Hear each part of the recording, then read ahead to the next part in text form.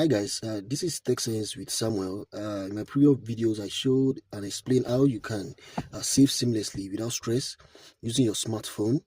So I'm going to be showing you how you can make your withdrawal. The first thing to do is to save, set your maturity date.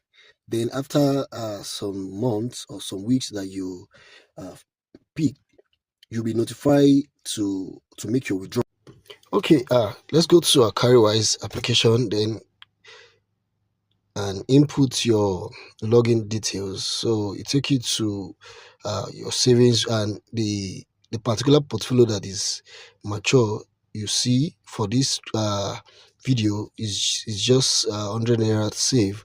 Then click on withdraw to stash and input all the money you want to withdraw. As you can see, we have available balance is 100 naira, so you can only withdraw what you have. So let's input the money, 100 naira, done. Then click on withdraw.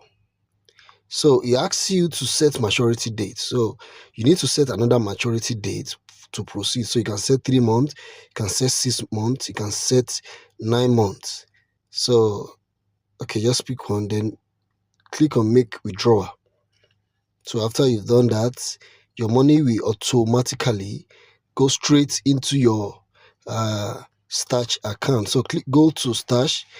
You're going to see it in few seconds. Just refresh, you're going to see your money reflect. So after that, you go to there's a 3 dotted sign at the top right hand side. So click on it. You're going to see withdraw. Then click on that withdrawal. Then it will drop your money. You ask to pick an account. You're going to ask to pick an account you set from the beginning. Definitely you have an account they've been debiting from, so that's the same account you're going to be credited. Then after that, it will take 24 hours for the money to hit your account for security reason. I mentioned that in my first video. So if you don't initiate the withdrawal, you can always cancel.